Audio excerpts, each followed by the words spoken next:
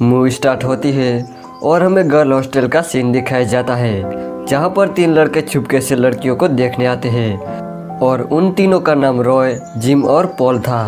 वो तीनों एक दूसरे के कंधे पर खड़े होकर जॉर्डन नाम की एक लड़की को नहाते हुए देख रहे थे।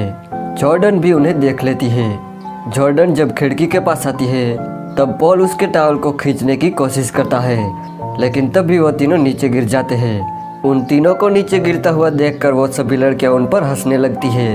इसके कुछ दिनों बाद हमें एक पार्टी का सीन दिखाया जाता है।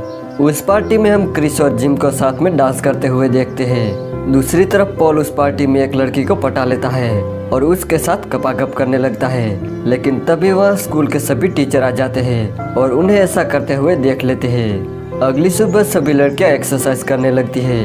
एक्सरसाइज करने के बाद क्रिस जिम को कॉल करती है और उसे एक रूम बुक करने के लिए कहती है, क्योंकि आज रात वो दोनों पहली बार गपागप करने वाले थे। शाम को जब क्रिस और जिम एक साथ बैठकर बातें कर रहे थे तब जॉर्डन उन्हें देख लेती है और उससे बहुत जलन होती है।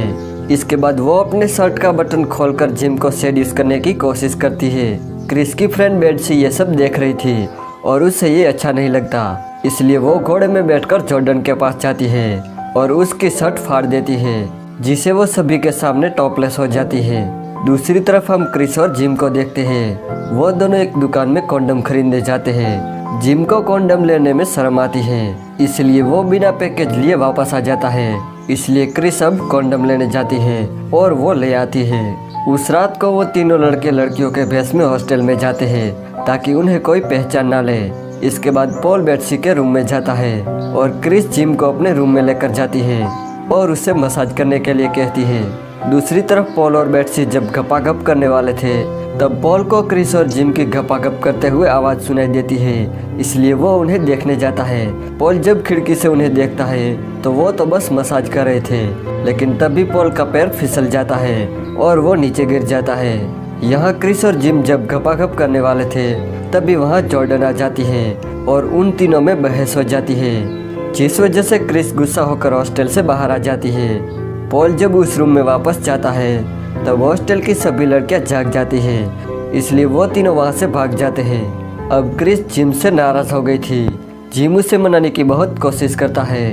एक बार मीटिंग के दौरान जिम की मुलाकात क्रिस के डैड से होती है। जिम उनसे कहता है कि आप क्रिस को मनाओ। जिम उन्हें क्रिस को मनाने के लिए कहता है।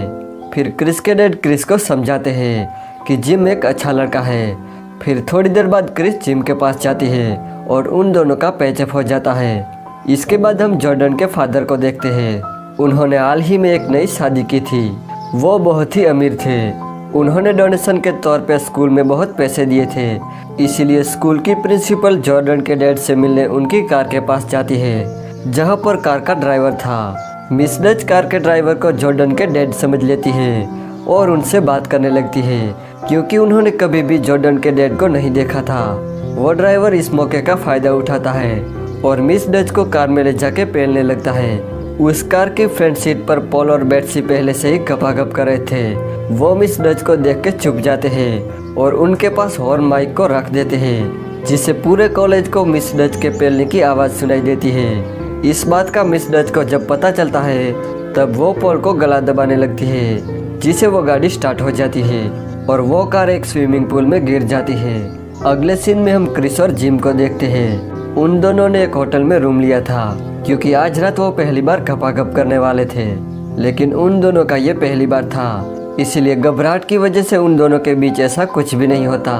दूसरी तरफ पॉल जॉर्डन को फंसा के एक रूम में ले जाता है और ज़बरदस्ती उसके साथ गपागप करने की कोशिश करता है, लेकिन तभी वहाँ बेट्सी आ जाती है और पॉल को बहुत मारने लगती है।